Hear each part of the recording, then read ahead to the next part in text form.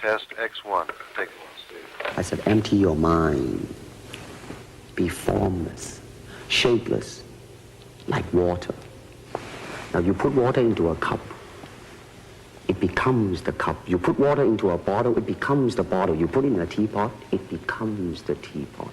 Now water can flow or it can crash. Be water, my friend.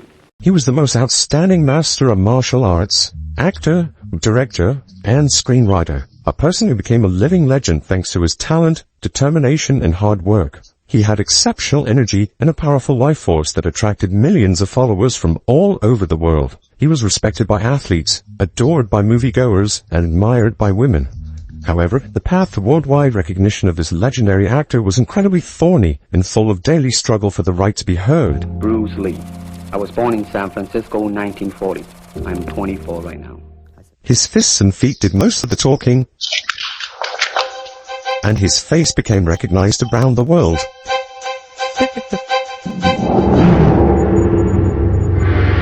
Raw, was fresh, was innovative, and just so much ahead of his time. He was good looking, he was muscular, he was fast.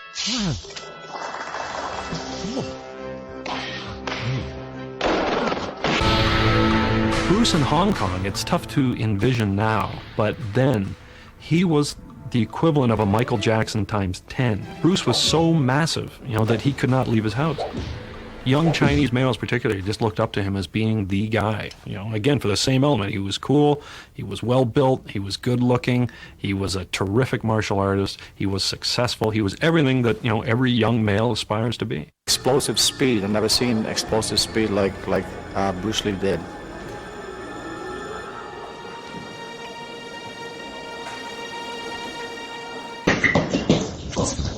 Bruce Lee loved being in front of the camera, as this early home video footage shows. He filmed training sessions in order to improve his performance. But it was not just physical agility that made him the success he became. Okay, now let's run it back and see what happened. On the set, all of a sudden I heard this. Bang, slam, bang, wham! I said, Jesus Christ, because Bruce had a short temper, so did I. Bob Ball played thugs in 3 Bruce Lee films. Bruce liked the way he delivered a punch and was adept at taking whatever was dished out, especially the kicks to the groin. He was very clever about knowing what the Chinese audience looked for, what they wanted. The Chinese liked to see him get kicked in the groin. They liked that extra pain because they felt psychologically they'd been kicked in the groin for a lot of years. And so he really knew he was a psychological master of playing on those feelings, those maybe unspoken feelings that the Chinese people had. He displayed the results of all his hard work at karate tournaments. He impressed the audience by doing push-ups with just 2 fingers. And he demonstrated his particular brand of martial arts and the power he could wield with just a short thrust of his fist. He called this a 1-inch punch.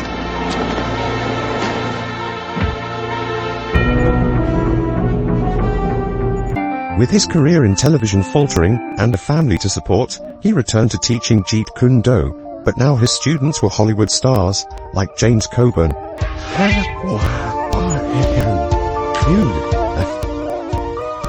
He filmed the lessons to help his students, like Coburn, learn Jeet Kune Do, and at the same time, Bruce Lee was learning how to choreograph fights for the camera.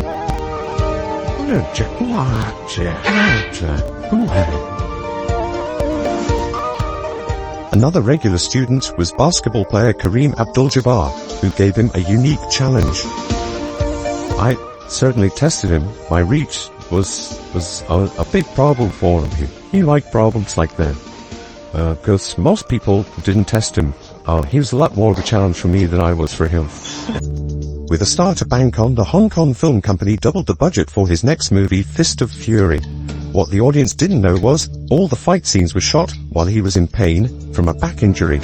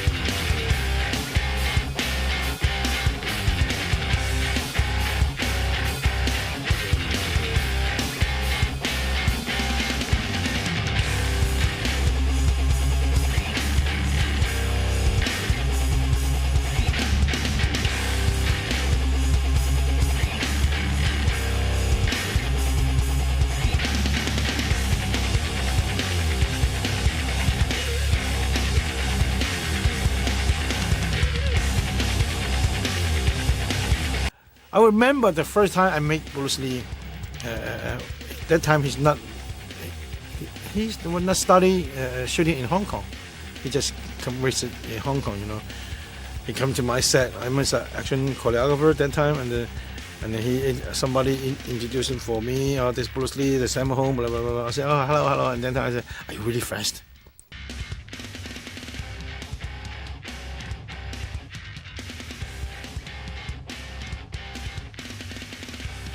And the height, the body, I looks like a Japanese guy. So I said, okay, I do it. After I do the stunt, the Bruce Lee come.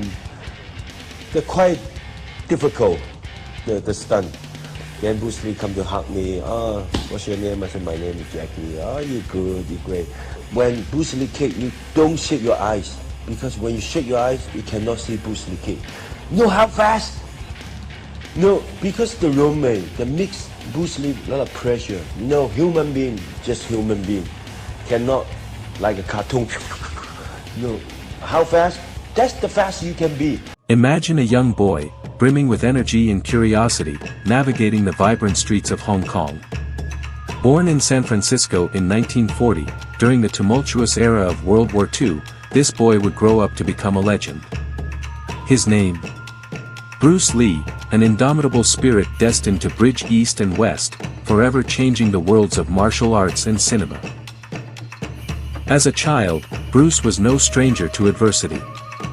Known for his fiery temper and relentless drive, he sought an outlet for his boundless energy. Under the guidance of the revered Wing Chun master, Ip Man, Bruce began his transformation. Here, amidst the disciplined rhythm of martial arts practice, he discovered not just a fighting technique, but a philosophy, a way of life. Bruce Lee was a legendary martial artist, actor, and cultural icon. He is best known for revolutionizing martial arts and introducing it to the Western world through his films and teachings. His significant achievements include developing his own martial arts philosophy, Jeet Kune Do, which emphasizes adaptability in practical combat techniques. Lee's iconic films, such as Enter the Dragon and The Way of the Dragon, showcased his incredible physical prowess and charismatic screen presence, making him an international star. Bruce Lee's influence extends beyond martial arts and cinema. He broke racial barriers in Hollywood, becoming one of the first Asian actors to achieve global stardom. His philosophy of self-expression, personal development, and living authentically continues to inspire millions worldwide. Lee's legacy is that of a trailblazer who reshaped martial arts, cinema, and cultural perceptions, leaving an enduring impact on generations to come. Bruce Lee was born Lee Jun-fan on November 27, 1940, in the Chinese hospital of San Francisco's bustling Chinatown. His father, Lee Hoi-chen, was a renowned Cantonese opera star, and his mother, Grace Ho, came from a prominent family with both Chinese and European heritage. Bruce's birth during the Year of the Dragon foretold the exceptional life he would lead, a life marked by energy, spirit, and an unyielding drive. At 3 months old, Bruce moved with his family back to Hong Kong, then under British colonial rule. Growing up amidst the rich cultural tapestry of Hong Kong, Bruce was exposed to the best of both Eastern and Western influences. His father introduced him to the world of performing arts early on, securing him roles in local films, which ignited Bruce's passion for the cinematic arts. Yet, it was the chaotic, vibrant streets of Hong Kong where Bruce learned to defend himself, setting the stage for his journey into martial arts. By his teenage years, Bruce's fiery temper and frequent street fights had his parents worried. Recognizing his need for discipline and focus, they introduced him to the legendary Wing Chun master, Ip Man. Under Ip Man's tutelage, Bruce developed not only his martial arts prowess but also an understanding of philosophy and self-control. Bruce's dedication to Wing Chun was intense. He trained rigorously, often practicing late into the night. His talent and charisma began to shine through, and he soon became known as a formidable fighter. However, his ambitions extended beyond the dojo. In 1959, after a series of altercations and the promise of a better future, Bruce's parents sent him back to the United States to stay with family friends in Seattle. In America, Bruce worked in a Chinese restaurant while completing his high school education and later enrolling at the University of Washington. It was here that he began to teach martial arts, blending traditional techniques with his own innovations. His philosophy, which he would later name Jeet Kune Do, emphasized practicality, efficiency, and directness, a stark contrast to the rigid styles he had learned before.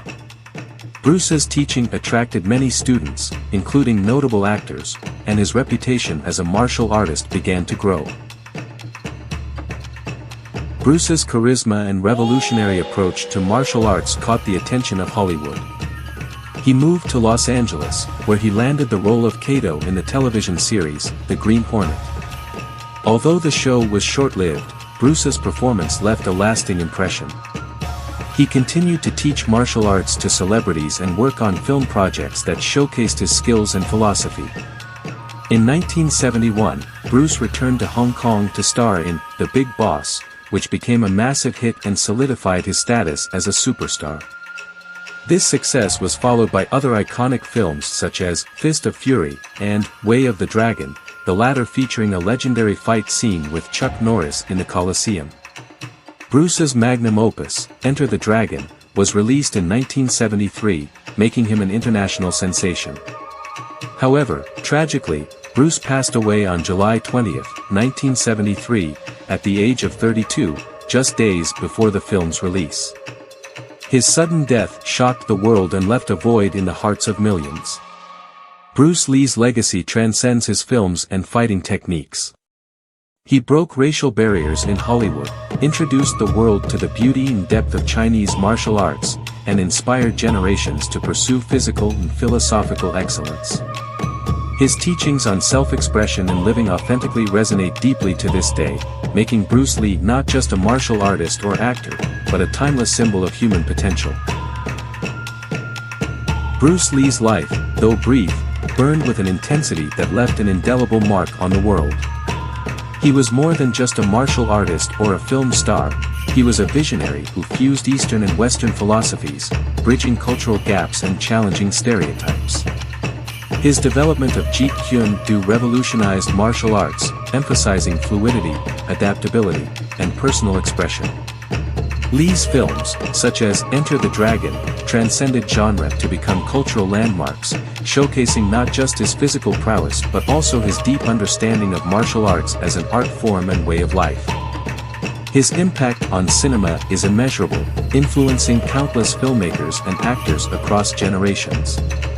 Beyond the screen and the dojo, Bruce's teachings on self-discipline, perseverance, and the importance of continuous self-improvement have inspired millions. His philosophy of life, summed up in his famous words, "Be water, my friend," encourages adaptability and resilience, principles that resonate universally. Bruce Lee's legacy is a testament to what one individual can achieve with unwavering dedication, innovation, and the courage to challenge conventions. As we reflect on his journey from the streets of Hong Kong to the heights of international stardom, we see a man who lived life to the fullest, constantly pushing his limits and inspiring others to do the same.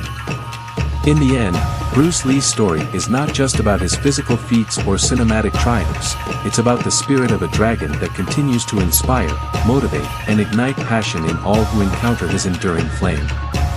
His life reminds us that greatness is not measured by the length of our years, but by the impact we make and the legacy we leave behind. Bruce Lee's life was a symphony of motion, a testament to the harmony of strength and wisdom. Though his time with us was tragically short, his legacy endures, a beacon of inspiration, a symbol of the limitless potential within us all. As we remember Bruce Lee, we celebrate not just a martial artist or an actor. Be water, my friend.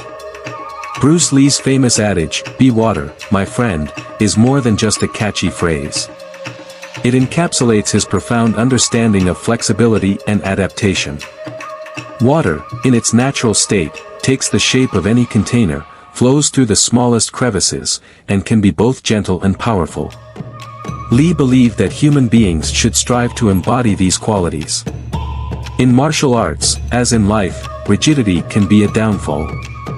To succeed, one must be fluid, able to adapt to ever-changing circumstances. Adaptability, the key to survival. Water adapts effortlessly. It flows around obstacles, finds new paths, and remains undeterred by barriers. This adaptability is a crucial lesson for life. Bruce Lee emphasized that in both combat and everyday challenges, one must not be fixed in a single approach. Just as water doesn't resist but rather adjusts to its environment, people should embrace change, learning to navigate difficulties with grace and flexibility. Imagine a river encountering a boulder.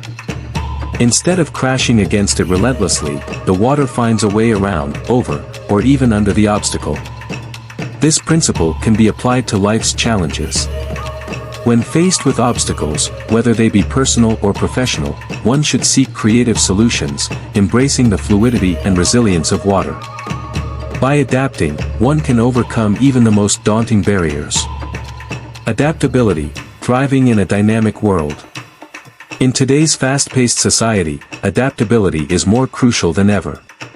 Technological advancements, shifting job markets, and global interconnectedness demand that we continuously evolve.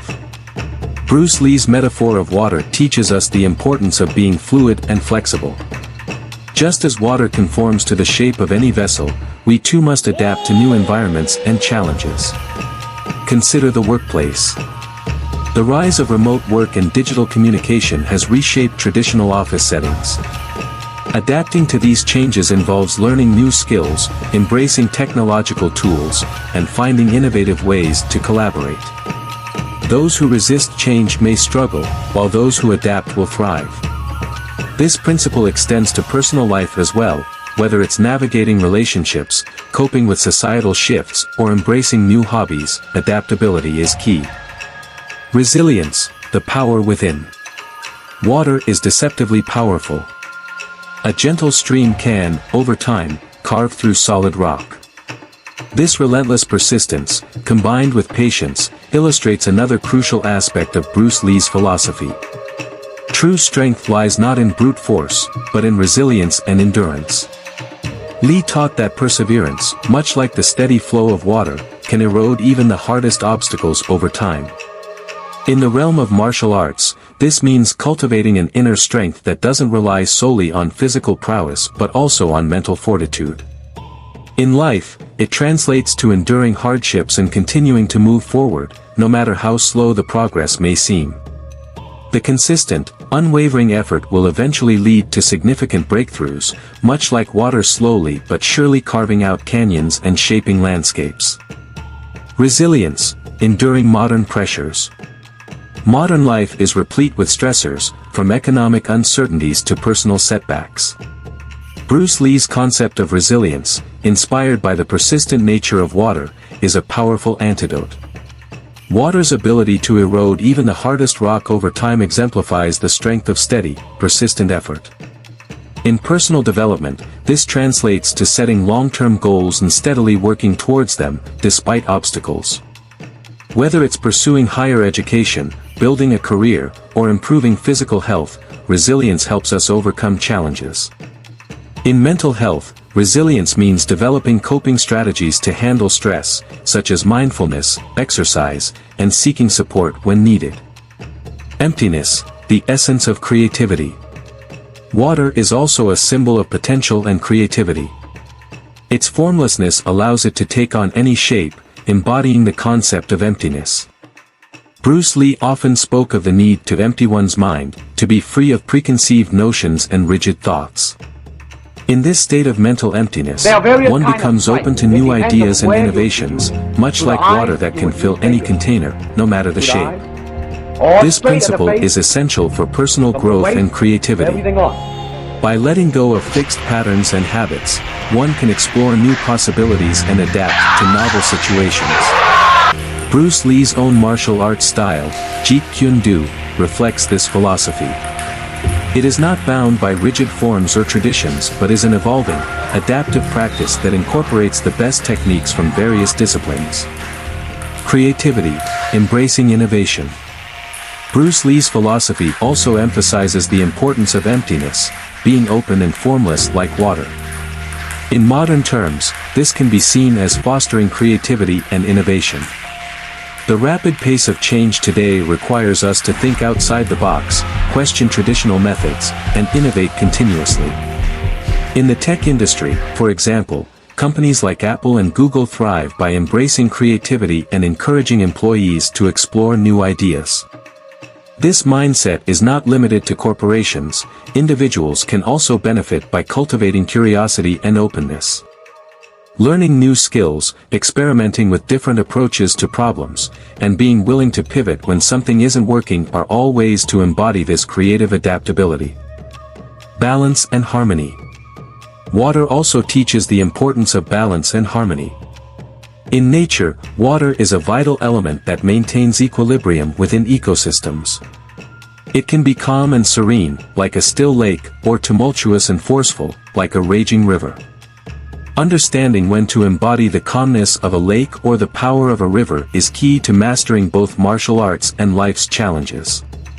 Bruce Lee's philosophy encourages individuals to find balance in their lives, to know when to be assertive and when to be passive, when to stand firm and when to yield. This dynamic balance is essential for maintaining harmony within oneself and in relationships with others. Emptiness, the essence of creativity. Water is also a symbol of potential and creativity. Its formlessness allows it to take on any shape, embodying the concept of emptiness. Bruce Lee often spoke of the need to empty one's mind, to be free of preconceived notions and rigid thoughts. In this state of mental emptiness, one becomes open to new ideas and innovations, much like water that can fill any container, no matter the shape. This principle is essential for personal growth and creativity. By letting go of fixed patterns and habits, one can explore new possibilities and adapt to novel situations. Bruce Lee's own martial arts style, Jeet Kune Do, reflects this philosophy. It is not bound by rigid forms or traditions but is an evolving, adaptive practice that incorporates the best techniques from various disciplines. Living the philosophy. To live by Bruce Lee's water philosophy is to embrace a way of being that is adaptable, resilient, creative, and balanced. It is to understand that true strength lies not in resistance but in the ability to flow with life's currents. By embodying the qualities of water, one can navigate the complexities of life with grace and effectiveness. In a world that often values rigidity and control, Bruce Lee's wisdom reminds us of the power of flexibility and the strength found in gentleness. His teachings encourage us to remain open, to continuously evolve, and to approach life with a spirit of resilience and adaptability. As we reflect on Bruce Lee's water philosophy, let us strive to be like water, embracing change, persevering through challenges, and maintaining a harmonious balance in all aspects of life. In doing so, we not only honor Bruce Lee's legacy but also unlock the profound potential within ourselves to navigate the world with wisdom and grace. Empty your mind. Be formless, shapeless, like water. If you put water into a cup, it becomes the cup. You put water into a bottle, it becomes the bottle. You put it in a teapot, it becomes the teapot. Water can flow or it can crash. Be water, my friend.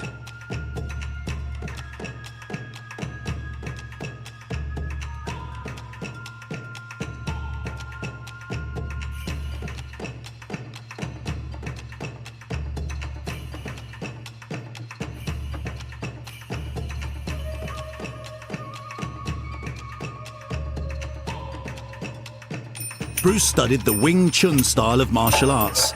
This involved hours of arduous training against a wooden dummy. He drilled and practiced. This early discipline provided Bruce Lee with a solid foundation in martial arts that eventually led to his superstardom.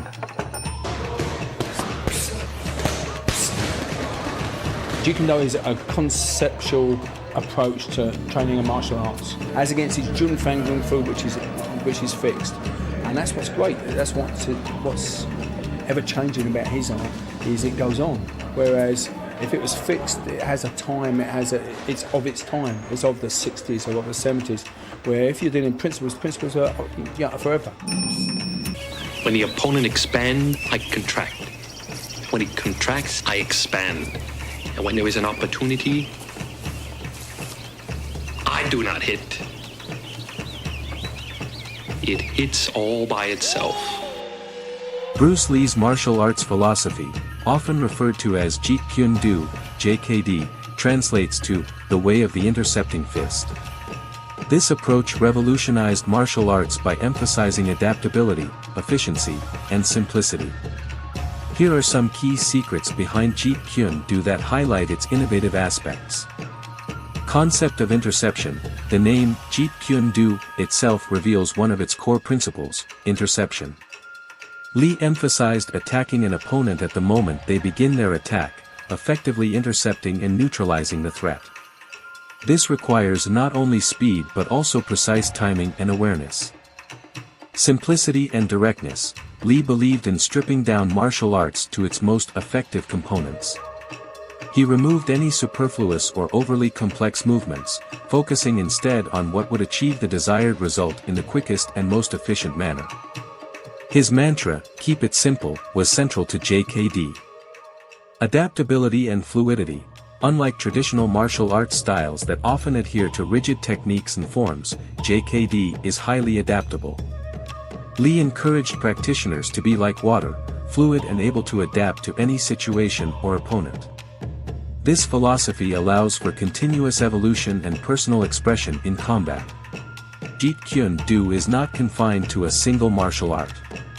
Lee incorporated techniques from various disciplines, including Wing Chun, boxing, fencing, and wrestling. This eclectic approach ensured that JKD remained versatile and practical in real-world situations. Focus on physical fitness and conditioning. Physical conditioning was crucial in Lee's philosophy. He emphasized the importance of strength, speed, endurance, and flexibility, believing that a well-conditioned body enhances the effectiveness of techniques. Mental training and philosophical understanding. Lee's approach to martial arts was deeply philosophical. He drew inspiration from Taoism, Zen Buddhism, and other philosophical traditions, emphasizing the importance of mental clarity, mindfulness, and inner peace. He believed that the mind and body must work in harmony. Bruce Lee's martial arts philosophy, often referred to as Jeet Kune Do, JKD, translates to the way of the intercepting fist. This approach revolutionized martial arts by emphasizing adaptability, efficiency, and simplicity. Here are some key secrets behind Jeet Kune Do that highlight its innovative aspects. Bruce Lee's martial arts philosophy, often referred to as Jeet Kune Do, JKD, translates to the way of the intercepting fist. This approach revolutionized martial arts by emphasizing adaptability, efficiency, and simplicity. Here are some key secrets behind Jeet Kune Do that highlight its innovative aspects. Economy of motion. This principle focuses on using the least amount of movement to achieve the greatest effect. By minimizing wasted effort, a practitioner can strike faster and more efficiently. This principle also ties into the idea of conserving energy and using it most effectively during combat. Realistic training and sparring. Lee believed in the importance of realistic training. He practiced full-contact sparring to test techniques under pressure and to understand what works in real combat situations. This practical approach ensured that JKD techniques were not only theoretical but proven in practice. Individual expression. One of Lee's most famous quotes is, "Absorb what is useful, discard what is not, add what is uniquely your own." He encouraged practitioners to develop their own style based on their strengths and preferences, rather than rigidly adhering to any one method or technique. Use of non-telegraphic movements. Lee trained to strike without telegraphing his intentions, meaning there were no obvious preparatory movements that would give away his next action. This made his strikes much harder to anticipate and counter. By integrating these principles, Jeet Kune Do became a dynamic and highly effective martial arts philosophy that goes beyond mere techniques to include a holistic approach to combat and personal development. Bruce Lee's legacy in martial arts continues to influence fighters and practitioners around the world.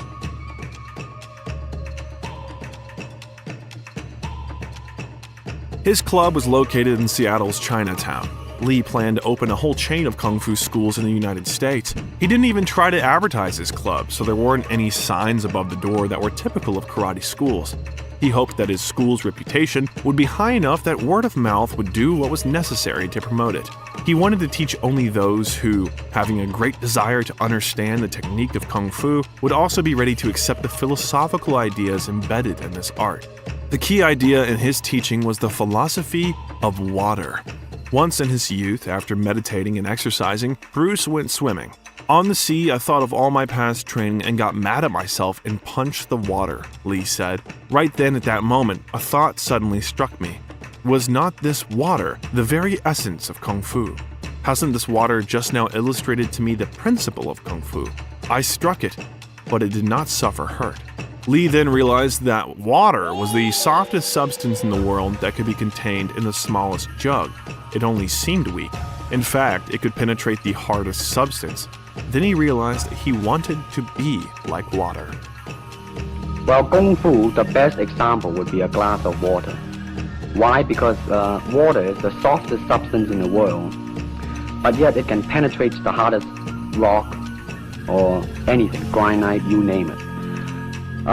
Water also is insubstantial. By that I mean you cannot grasp hold of it. You cannot punch it and hurt it. So every Kung Fu man is trying to do that, to be soft like water and flexible and adapt itself to the opponent.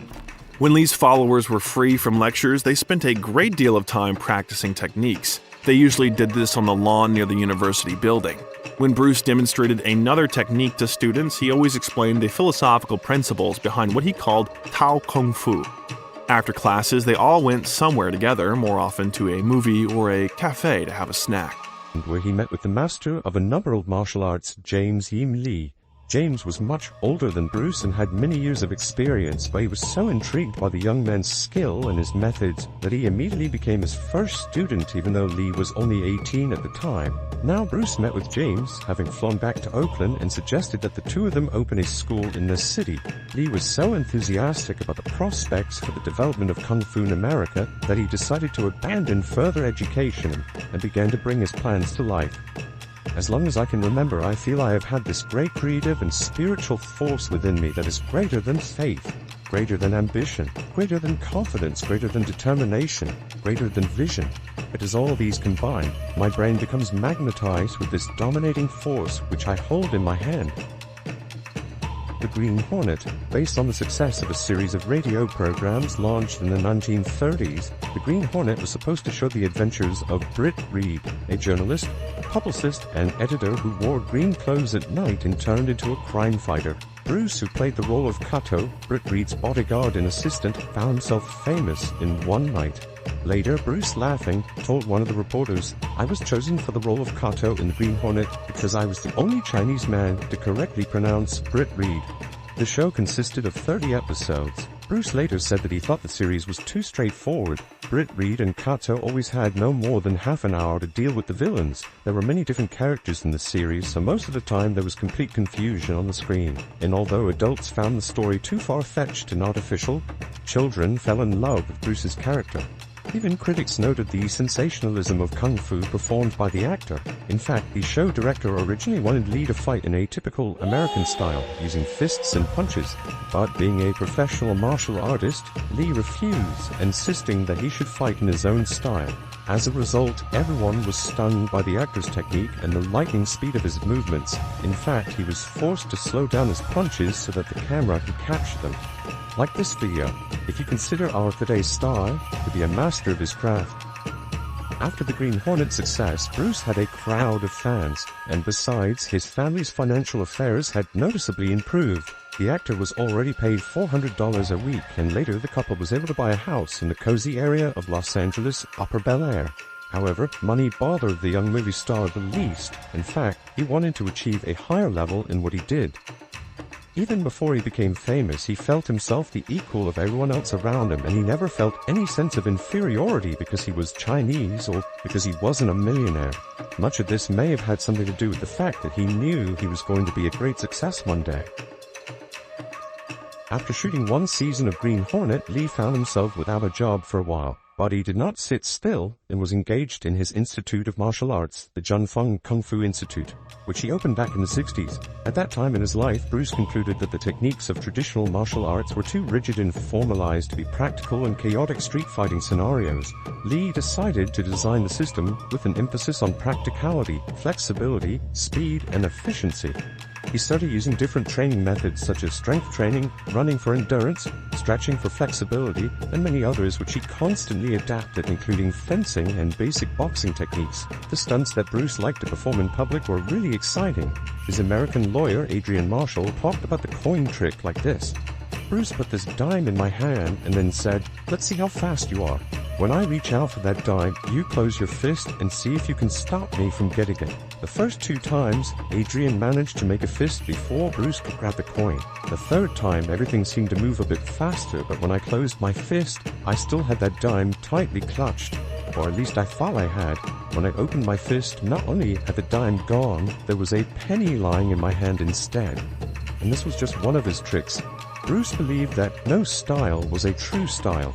Lee even found the system, which he called Junfeng Gong Fu, too restrictive, and eventually evolved it into a philosophy in martial art he called Jeet Kune Do, or the way of the intercepting fist. Such celebrities as Steve McQueen, Chuck Norris, Joe Louis, Kadeem Abdul-Jabbar, and James Garner were among Lee's students. With the latter in 1969, Bruce starred in the film Marlowe, where he played a bully hired to intimidate the private detective Philip Marlowe, played by James. "Mr. Marlowe, I have my instructions." "Well, that's just exactly what I'm planning on with, sir." That same year, he was cast as a karate advisor in The Wrecking Crew, the 4th installment of Phil Carson's spy comedy starring Dean Martin. Lee also starred in an episode of 2 series, Here Come the Brides and Blondie. In the personal life of the star, meanwhile, there was an addition to the family. Linda gave birth to a daughter, Shannon.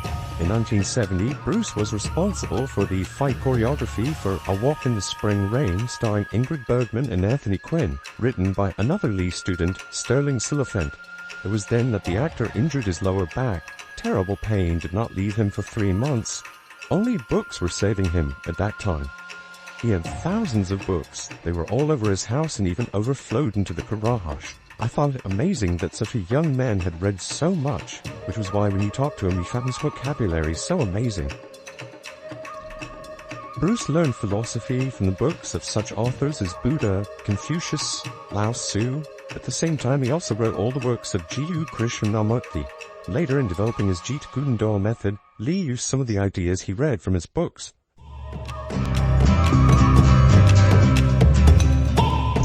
In 1970, the collaboration between Lee and Raymond Chow, who recently founded his own film company, Golden Harvest, in Hong Kong, began. Despite the small fee of only $7,600 per film, Chow promised the actor a short-term contract, which was important for Bruce. They agreed on only 2 films, but it was from their collaboration that the birth of a true legend began. In 1971, Lee starred in the film The Big Boss. Filming took place in the city of Pak Chong. The conditions were very bad. Humid, hot climate, cockroaches, and a lack of normal food. Bruce lost his voice due to the fact that during filming he constantly had to shout over the noise of the city.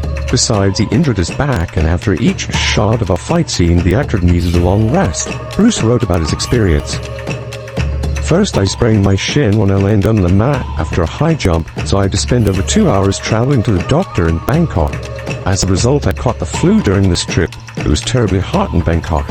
However, shivering with chills, with a fever, and dragging my leg, I filmed the last fight." Despite all the troubles and inhuman filming conditions, the movie was a huge box office success throughout Asia and brought Bruce long-awaited recognition and fame. One of the journalists wrote, "This film was Bruce Lee's best acting work in his entire career. This is one of the most outstanding examples of the manifestation of its most ancient roots in a person. It is rather the movements of a surprisingly flexible and graceful animal than a person. I believe that this film can take its rightful place among the best films of Clint Eastwood, Steve McQueen, and James Bond." The movie broke all previously known records both in China and in such cities as Rome, Beirut, and Buenos Aires. Everything that Bruce dreamed of, everything that he had showed his friends and companions, everything that he had intended to do, everything was now achieved, or at least one step closer to the goal. 請問你哋有份兩個㗎喺鄉下辦過下？我阿媽都拖住佢，唔准問我打交。At the same time, after the Longstreet release, Bruce's popularity in America also increased. Now, Paramount and Warner Brothers Studios, which previously did not want to deal with the Chinese actor, bombarded him with offers. Nevertheless, Paramount persuaded Lee to shoot 3 more episodes of Longstreet. In 1972, Bruce's new film Fist of Fury was released, which broke the box office records previously set by The Big Box. However, not everyone greeted it kindly. Criticism was mainly directed at the film's director, Lo Wei. Bruce was disappointed with Lo Wei's direction and soon expressed it publicly. Bruce's only desire was to make a good film, and he was terribly tormented by the fact that the script was, frankly, weak, and during the shooting reigned an outright chaos. However, almost no one doubted the film's future success, especially among the Chinese audience. Bruce's technique in this movie was even better than in Big Boss, and his kicks and jumps were even more dramatic. Lee also used nunchucks for the first time in the film, the effectiveness of which was demonstrated by him in all its glory. The picture contained only action and violence. Glorifying violence, what could be worse? That's why I insisted that the character I played die at the end of the film. He killed many people and had to pay with his life for it. Many Chinese did not like the ending of the film at all, but there were many more fans of the film and its main star. Gotham. What Chiden Sagen Tommy?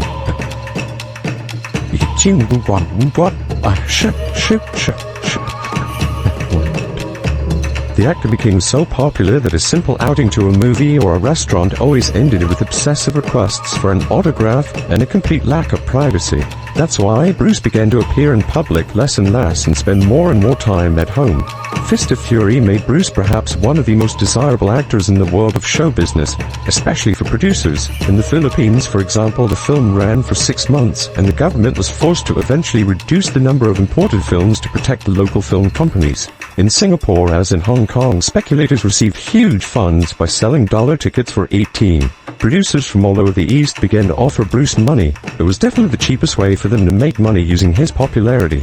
Others simply sent people to the door with large sums of money, which the star refused to accept. Soon, Hong Kong was flooded with martial artists hoping to repeat the star's success. This annoyed him very much because they had no idea what sacrifices they would have to make to achieve their goals.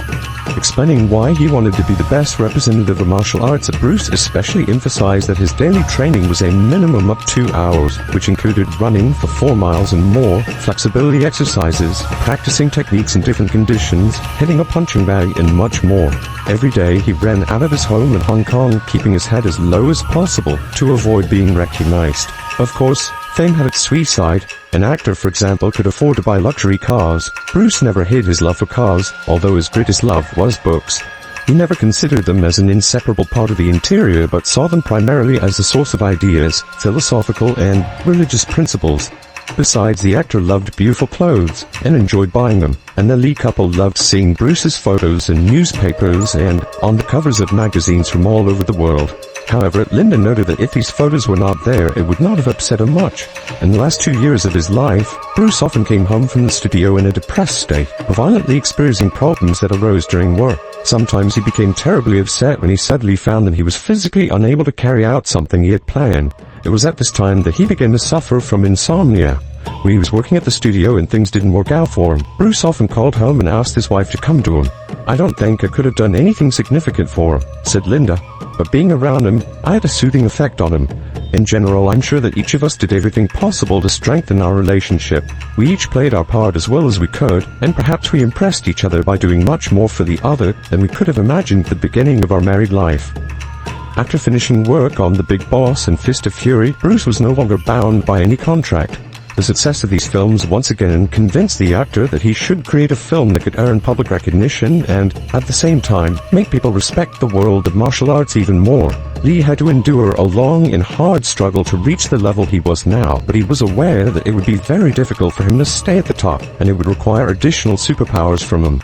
The actor seriously worked on another script presented to him by the studio Golden Harvest, namely Yellow-Faced Tiger, but later he refused it. Bruce believed that each film should be much better than the last, and he felt that the only way he could achieve the best was his personal control over all stages of work on the film, including the script, selection of actors, costumes, location, filming, etc. He decided to found his own film company, Concord, and work together with Raymond Chow. He always felt dissatisfied with the working methods of local film companies, where directors, as a rule, started shooting a movie with only drafts of the script in hand and coming up with a story already during the shooting. The story, in turn, was based on the successful scenarios of old films or on the fantastic legends of Asia. Bruce insisted that the script meet Hollywood standards, but when he made several comments about the yellow-faced tiger script, Luo Wei refused to listen to him, and Bruce knew that they had to go their separate ways. It was a risk, but Lee felt this decision was the right one. He bought a few books on filmmaking and began honing his stage skills. Bruce believed that Chinese films had almost no soul. The director only tried to stick to the existing main plotline. Besides, the actor wanted to give each hero a completely new character in each subsequent film. He was aware that the audience wanted to see him primarily in fights, but his character also had to be deeper and more interesting. These ideas motivated him to his own film production. It was decided that Lee would write the scripts, direct the shooting process, and star in his own film. In other words, he would do everything by himself, which was an extraordinary phenomenon in the world of the film industry. In the end, Bruce settled on the script Way of the Dragon, and as soon as he decided on his choice, he immediately began to work out all the details. It took weeks just to discuss and prove the script. Many times he went to the location of future filming and also constantly consulted with the assistant director. All ideas were then discussed with Linda, and sometimes this led to Bruce suddenly having new ideas out of the blue. From the beginning, Lee was convinced that filmmaking was a mixture of art and commerce, and the fact that he invented U.S. karate champions Chuck Norris and Bob Wall with him to Italy and Hong Kong was as much an aesthetic solution to the problem as a commercial one. The actor believed that the Chinese would appreciate the scenes of a fight between heroes of different nationalities, but the most important thing for Bruce was that he could work with professional karate fighters instead of actors, because he believed that this would add even more drama and believability to the film. For most of those who have seen Way of the Dragon, the fact that the Chinese Kung Fu movie was shot in Rome and the key scene was in the Colosseum may have seemed the strangest thing. The fact is that when Raymond Chow, Bruce's partner in the film production, noted that he had connections in Rome with people who could help them with technical equipment, costumes and scenery, Bruce immediately agreed. It promised great opportunities, but with it, great problems. First of all, it was necessary to build a logical storyline to make the film believable. Staging fights was Bruce's privilege and specialty. According to his vision, everything had to look perfect. At first, every fight was planned on paper, every move from every angle. So, for example, his last duel with Chuck Norris required 20 pages of instructions. Everything was planned very carefully. Bruce came up with all the moves himself in his study at home, and Linda often helped him by playing Norris. He would get a sudden inspiration and yell, "Come on, let's try this." Then we'd try all the movements and he would write them all down. To make his task easier, Bruce installed mirrors along one wall at home. At the same time, he constantly looked at the best angle to shoot this scene so that it was spectacular and convincing. He was constantly inventing something new, using different kung fu techniques, because each fight had to be different from all the previous ones ever filmed. The fight scenes he designed were truly stunning. All of them differed from each other and were intended only for a certain character in the film. After all the movements were carefully thought out, the moment came when it all had to be put together with the partners, taking into account their weight, height, and strength. Bruce also used various cold weapons. A stick in one scene, nunchucks in another. He made his own throwing darts and also used them in the film. The fight scenes in which he was assisted by extras who were not professional actors required special preparation. None of Bruce's punches actually made contact with the person, and it was only visually that the punches seemed to hit the target. Of course, this demanded from everyone exceptional clarity and movements precision achieved through countless repetitions. When the film was finished, new difficulties began. The Hong Kong censors launched a new campaign against cruelty and violence in films. Fortunately, the censors insisted on removing only one small piece, which was then restored for the film screening overseas. In it, Bruce repeatedly kicked Chuck Norris in the head 5 times. There was another notable groundbreaking moment in this film. In most of their films, Chinese producers used music already recorded by an orchestra, but this time, Bruce sat in front of the recording devices and played the percussion instruments. He completely controlled the entire work on the film. Not a single detail escaped his attention. Dubbing, setting the scenery, choosing costumes, and finally the editing. Lee had to watch the film in total several hundred times, both in separate pieces and in the finished form. Bruce was confident that this film would be more successful than his two previous works, at least in Hong Kong. He predicted that the box office would cross the 5 million Hong Kong dollars mark. No one believed him, and the press, slurring about Lee's ambitious hopes, only mocked him. Bruce ignored these attacks, and when Where the Dragon ended up crossing the Hong Kong $5 million mark, he was very happy to be proven right.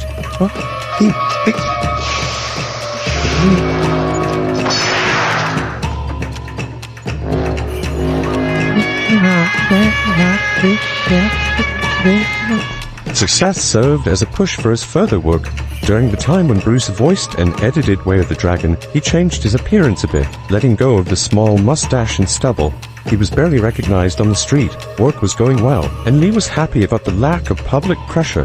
When asked about cooperation with other Chinese companies, Bruce always answered, "If I'm given a good script, I'll think about it. I want to be myself, and I'll work with any studio that will give me that opportunity, and that requires quality scripts. I don't want to be involved in local conflicts, in the mutual struggle of local film." The word superstar really turned me off, and I'll tell you why. Because the word star, man, is an illusion. It's something what the public calls you. You should look upon oneself as an actor, man. I mean, you would be very pleased if somebody say, "Hey, man, you are a super actor." It is much better than, superstar. Ultimately, martial art means honestly expressing yourself. Dragon whips his tail.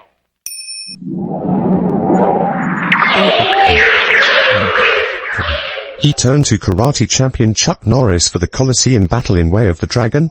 The fight scene is still considered to be one of the best ever made, and it helped to launch Norris's career in the movies.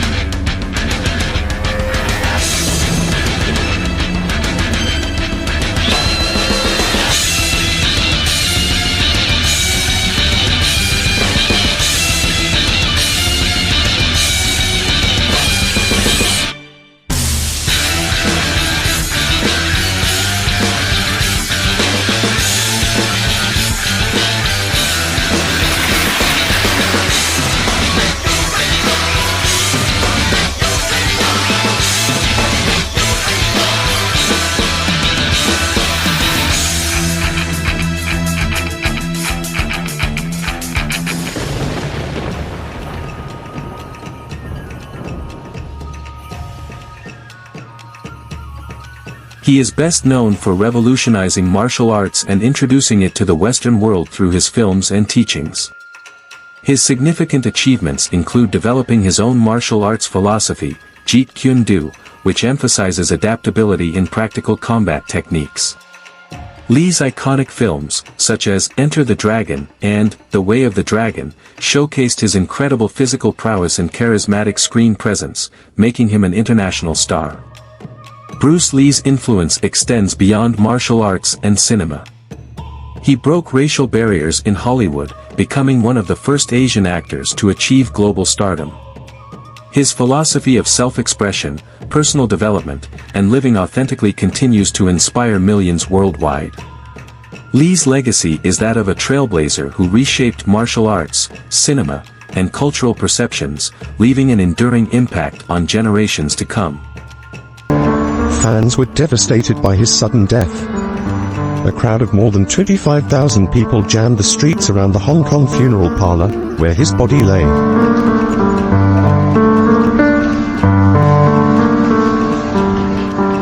His loyal followers silently queued up to pay final homage to their hero, unbelieving that one so fit could have died so young. The autopsy revealed that he had died from a cerebral edema, a swelling of the brain. What's film? When Warner Brothers re-released the movie 25 years later, they put back several minutes that had been cut from the original, and these provide an insight into Bruce Lee's philosophy on martial arts. When the opponent expands, I contract. When he contracts, I expand. And when there is an opportunity, I do not hit. It hits all by itself. Bruce Lee's legacy in martial arts continues to influence fighters and practitioners around the world.